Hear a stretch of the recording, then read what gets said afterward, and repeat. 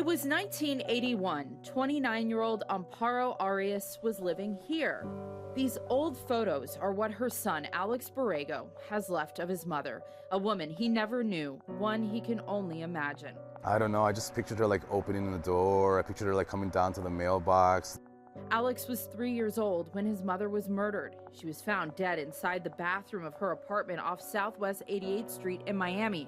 A neighbor called police after smelling a foul odor. No forced entry. There was a couple cups of coffee that were left on the table, so it leads me to believe that it was somebody she knew. And these are the things that my dad's told me about the case. Officers say nothing inside was out of place, all of her jewelry and valuables untouched. She had been shot. This is the first time Alex visited his mother's old apartment. At the time, he was living in Canada with his grandmother.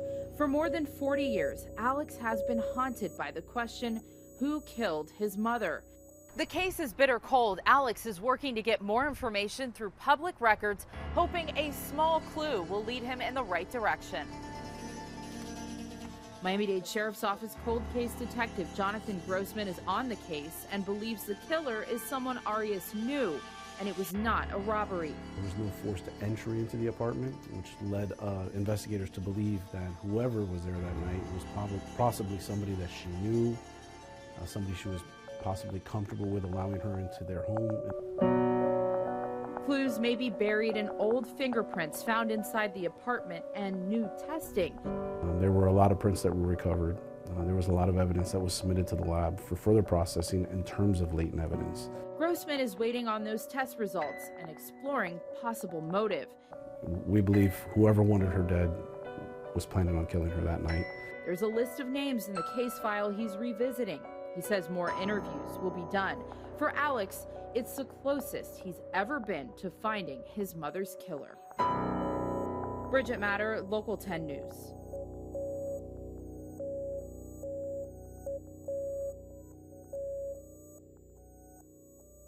The man whose leg is pinned under the wheel of that SUV is Jonathan King. Police say he was hit while riding his scooter in a Coral Gables crosswalk Monday. Cell phone video shows the driver speed away. King and his lawyer spoke to me about what happened. I had to move my body out of the way actually after my leg was crushed, just so he wouldn't run over me again. King was visiting South Florida with his girlfriend when he was hit and left on the side of the road. I was just in such agonizing pain, I thought that I was going to die. Investigators identified the driver as 40-year-old James Bailey, a South Florida investor married to retired actress Devin Aoki, most known for her role in Too Fast, Too Furious. We were there when Bailey bonded out of jail, all smiles when he walked out. Hi, Mr. Bailey. Can we talk to you about what happened? King's lawyer says the smile on his face is telling. I don't know that there's going to be much accountability or remorse. King says he cannot drive and has several fractures in his foot. He will need surgery. Do you have a message for him? I mean, he just left you on the street like that. You know, my only message is to him would be that he really needs to face justice and take accountability for his actions. An arrest report says police tracked the license plate to an 8-bedroom home in Pinecrest. That's when investigators say Bailey ran into his home away from an officer in his driveway. According to the arrest form, Bailey is facing several charges, including resisting arrest without violence and leaving the scene of a crash with injuries. King is now filing suit. Nicole Calvin, we've found out that the FBI is probing a 16-year-old step-sibling of Anna Kepner. There's some bombshell language in new court documents calling him a suspect. Mystery swirls around the death of 18-year-old Anna Kepner. The teen was found dead aboard Carnival cruise ship Horizon. It docked in Miami on November 8th. The Miami FBI field office is investigating the circumstances around her death.